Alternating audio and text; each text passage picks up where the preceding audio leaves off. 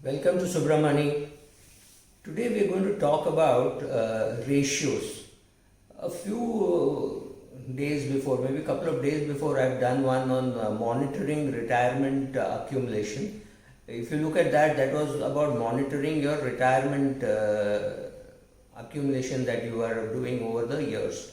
So, assuming you're 30 years of age or 32 years of age, and you have accumulated 10 lakhs for your retirement, and your total requirement for retirement is about 10 crores. So how much you have accumulated is 10 lakhs divided by 10 crores, that is 1%. 1% can look very good if you are only 32 years of age. It can look very bad if you are 55 years of age. So please understand the context of the ratios that we are talking about. And remember, like if you have done financial ratios for companies, etc., you will know that these ratios won't work for outliers. For example, your PE ratio in the year 2020-21 is going to look ridiculous because every company is going to announce very poor results thanks to this COVID crisis. So looking at PE for the past 5-6 months and the next 5-6 months makes absolutely no sense. So you go to other ratios like PB ratio, etc. So you should know when to use the ratios and when not to use these ratios. So this will work for somebody who is earning 50,000 a month, but it will not work for somebody earning 50,000 a year. It will work for somebody who is earning 50 lakhs a year. It will not work for somebody who is earning 50 crores a year. Correct? They are completely out of these ratios.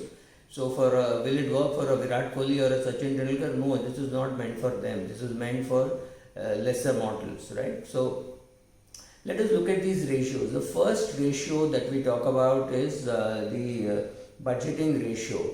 So don't worry about taking notes. I'm giving you a link of this article which I had done a few years ago. So budgeting ratio says 20% of your take home you should save. Now this 20% looks good in an American context. In an Indian context, you have to up it a little, especially as you get older. Remember, we don't have social security, so maybe we should be upping it to 25%, but that's your individual call. But broadly, 20% is what you should be saving. 30% is what you should be spending on all your mortgages, which includes your house, your car, everything. So if 1 lakh rupees is your take home salary on a monthly basis, 30,000 should be the cap on your housing and car EMI. Please remember, it includes a little bit of principal also. So maybe you could make it 35,000, but that's about it. And the balance you should be using for your household expenses other than housing and car. I mean, your petrol expenses and all will be in that 50%. That is your day-to-day eating, living, and those kind of expenses. I'm not talking of investing. All that should happen out of your 20%. If you can invest more out of this 50%, that is great. So your PF, which your company cuts from your salary, that all could be part of the 20%. And if that is separate, then that is even better, right? So that is the first ratio, which we call the budgeting ratio. This is the amount of money that you should be investing. Remember, in India, you don't have any senior citizen advantage. There is no tax advantage. There is no social security, nothing. So you have to be more careful about creating a bigger corpus than in the US. So forget what the US websites tell you. They assume that there will be social security. We have to assume that there is no social security, right? And in US it is about 1500 per person as a social security, which is not bad at all, because 1500, even if you multiply by 30 for your purchasing power parity, it means about 45,000 rupees. 45,000 rupees is a fantastic social security amount. If you receive it in India, you honestly need no investments of your own. We don't have it, so you need to invest more than what the American websites tell you. How much should you have money in an emergency fund? What is an emergency fund and how it is caused? We will do a separate post. But largely, emergency fund means all your expenses and all your EMIs. Now, suppose you are supporting your parents and you are sending them 15,000 rupees per month. Then that also has to be included as part of your emergency fund calculation. How much should you have? Before the COVID, everybody used to say you should have 3 months expenses. Now after COVID, everybody is saying you should have 2 years expenses. The jury is still out. The number should be such that you are comfortable with it. Like for example, If your father is a very rich man and you know he always keeps a lot of money in savings bank account, you know in the worst case scenario you can turn to him. Not that you should, but you can turn to him. So remember some of those facilities which are available to you. That is not available to everybody. So everybody cannot say, oh, I can dip into my father's account. If your father dips into your account, then you should have more, right? So all this multiplied by 6 or 7, or if you're more conservative, multiplied by 12. So if you have household expenses of 30,000 rupees, you have an EMI of 7,500 for the car, you have an EMI of 30,000 for the house, then you add up all of this and you multiply it by 12. Plus if you're spending 15,000 per month for your parents, add all that, multiply it by 6 or 12 or 9, whatever number suits you. That is your emergency fund ratio. That is the kind of amount you should have in a liquid fund or an ultra short bond fund, wherever you want, but that is the number you have to arrive at. How much of term insurance you require? Now this is again a number which I don't like. I believe that the term insurance number should be a function of your expenses, not of your income. But the general rule which you will hear from everybody, including insurance salesman, is you should have 10x of your annual income. But that is applicable only when you are under 40, because by the time you are 50, your requirement for term insurance falls dramatically. You may have repaid your loans, your children may be very close to earning money, so the term requirement will go down. So remember that when you are looking at these numbers, your age is also important. So you are 23 years of age, you are earning 5 lakhs a year and you take a 50 lakh insurance, that's fine. But you are 55 years of age or you are 52 years of age and you are earning about 80 lakhs a year, you don't need 8 crores of insurance. So please understand that these ratios have their limitations.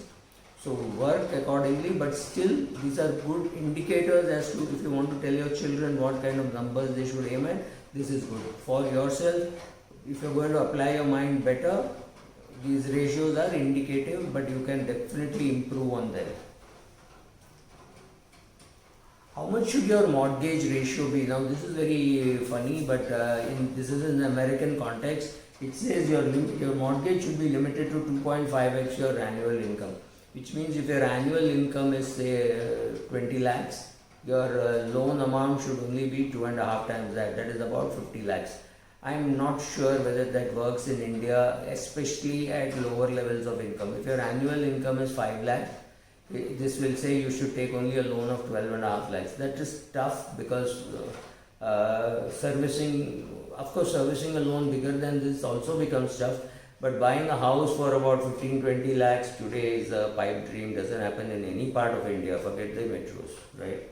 So, but this is again an American ratio, so you can find out, but you can't be very far away from this ratio, because how many years loan do you want to take? 2.5 may be too low, but anything more than 4 may be too high, because in case you lose your job, or something like that happens, what are you going to do, where are you going to live, you have to think about all those things, right?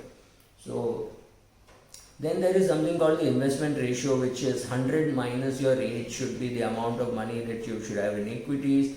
For the more aggressive people, it can be 110 minus age to be having in equities. This again is a thumb rule, may not work for everybody. Again, may not work for the very rich, may not work for the Azim Premjis and the Ratan Tatas, but this works for the normal human being, saying at 70 I have about 30% in equity, and year on year I will say sell 1% and reallocate, so that at the age of 80 I will have only 20% in equity. Maybe it will work, right? For some people it will work. So make sure that you are somewhere near these numbers. You don't exactly have to stick to these numbers. How does this ratio work? How much money you require for retirement? The jury is still out, but any number between 30 to 40 times your annual expenses at the age of 60. So if your annual expenses at the age of 60 is 10 lakhs, then 40 times that is 4 crores. You require 4 crores plus a house, and there should be no loans outstanding on the house. These two conditions are a prerequisite.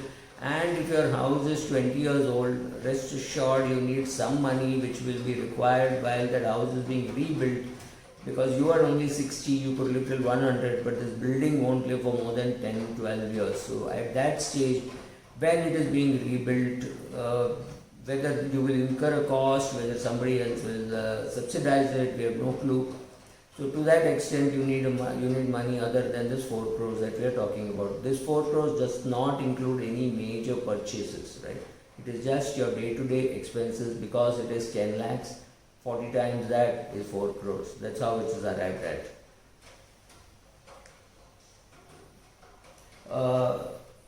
Another ratio that you could look at is how much should your net worth be. So your one way of calculating is to say age multiplied by your pre-tax income divided by 10. So suppose you are 30 years of age and your annual income is about 20 lakhs. So you are talking of having a net worth of about 60 lakhs, because 30 into 20 is 6 crores divided by 10, that is 60 lakhs. You should have a net worth of at least 60 lakhs at the age of 30 if you are earning 20 lakhs. That is, other way to look at it is 3 times your CTC, and you should keep increasing. So the way the ratio is calculated is age into pre-tax income divided by 10. That should be your net worth ratio. Again, not very difficult thing to manage, but as time goes by and as your age increases, make sure that you keep improving on this ratio. This ratio is a very important metric because most people don't monitor their net worth. People monitor their assets, people monitor their loans, but they don't monitor their net worth. And if you can just make sure that you have an Excel sheet which calculates the net worth automatically, the minute your mutual funds and insurance policies, everything is updated, that is the best way to monitor your net worth, because you are not going to calculate it every day, but if it's available to you as a formula, that could be very useful. Thank you.